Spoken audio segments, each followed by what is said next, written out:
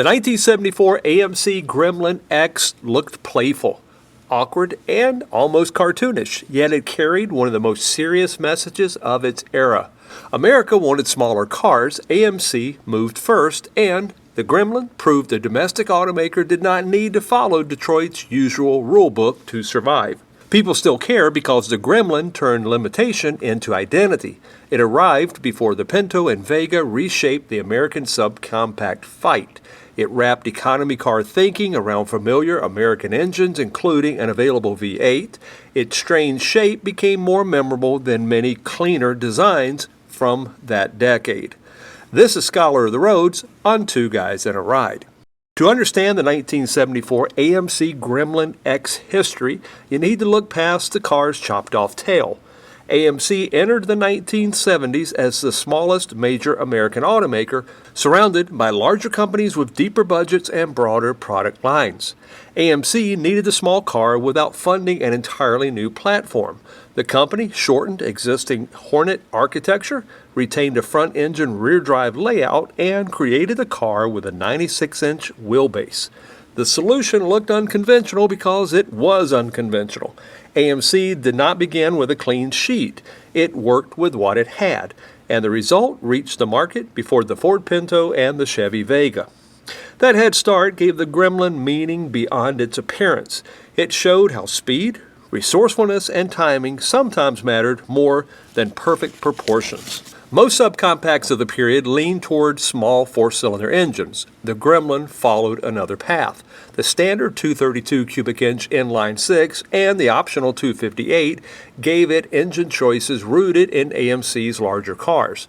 Buyers seeking more attitude also found an available 304 cubic inch V8 rated at 150 horsepower and 240 pound-feet of torque. That combination made the Gremlin X difficult to categorize. It wore the dimensions of an economy car while carrying mechanical hardware associated with larger American automobiles. This tension defined the car. AMC wanted economy, yet it also understood American drivers still valued torque, familiarity, and personality. The Gremlin X package sharpened that identity with stripes, badges, and bucket seats, and a sport-themed trim. It did not transform the chassis into a dedicated performance machine. It transformed how the car presented itself. The Gremlin's design began with a long hood, a short cabin, and a tail ending almost immediately behind the rear wheels. Its abrupt rear profile became its visual signature. You did not mistake it for a Pinto or a Vega or a Volkswagen Beetle. Those cars carried more balance or familiar proportions. The Gremlin looked like someone had removed the back third of a conventional coupe and decided the remaining shape had more character. That choice left a mark. The thick rear pillars hurt rear quarter visibility, and the abbreviated body limited rear seat and luggage space. The same decisions also made the car recognizable from across a parking lot. By 1974, larger, energy-absorbing bumpers stretched the body to meet federal 5-mile-per-hour impact rules. The added length softened some of the original visual neatness, yet the essential Gremlin shape remained intact. The 1974 model year arrived as Americans reconsidered fuel use after the 1973 oil crisis. Large cars still dominated the roads, though smaller vehicles now carried more urgency. AMC already had a domestic subcompact in showrooms. The company did not need to explain why smaller cars mattered. The market had caught up with the reasoning behind it. Published totals placed 1974 Gremlin production near 171,000 units, with exact figures varying by source. It became the strongest sales year in the model's run. That success complicates the popular memory of the Gremlin as a failed oddity. People mocked its shape, yet buyers responded when fuel economy, price, size, and practicality became harder to ignore. The car did not triumph because everyone loved its appearance. It succeeded because its timing gave the unusual design a clear purpose. The cabin reflected the same mix of thrift and personality. High-back bucket seats, a simple dashboard, analog gauges, and direct controls kept the interior straightforward.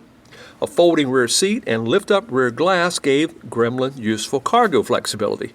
Rear passengers paid for the short wheelbase with tight space and the high cargo seal required more effort when loading luggage. AMC also understood the value of cultural detail. The optional Levi's interior used blue-spun nylon printed to resemble denim, accented with orange stitching and copper-colored buttons. It was not genuine cotton denim since automotive safety and durability requirements demanded another material. The idea still connected the Gremlin to youth fashion in a way few economy cars attempted. This is where the personal luxury idea found an unusual expression. The Gremlin did not offer traditional luxury through size, silence, or plush materials.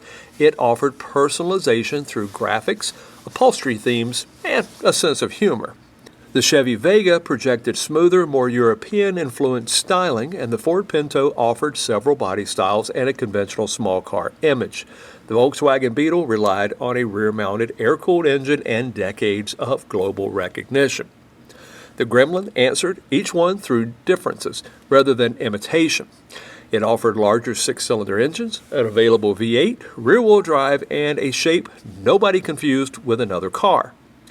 Was the Gremlin successful because AMC designed the perfect subcompact, or because AMC understood the moment sooner than its rivals? The historical record points toward timing and resourcefulness. The Gremlin carried compromises, yet it existed when AMC needed it and before Detroit's larger companies fully occupied the segment. The Gremlin X looked sporty, especially with graphics and the optional V8, though the X package centered heavily on appearance and equipment rather than a complete chassis transformation. The second complexity involves economy. The Gremlin entered the market as a small car, yet its inline-6 and V8 engines differed from the smaller four-cylinder approach used by several rivals. Those contradictions made the car more interesting.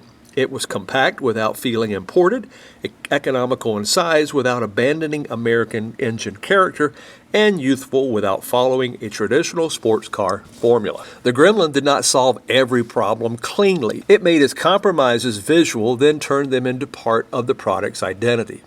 The Gremlin stayed in production from 1970 through 1978, with total production generally placed between 671,000 and 675,000 vehicles. It was not a tiny production curiosity. Surviving examples now draw attention, partly because time removes so many ordinary cars from the road.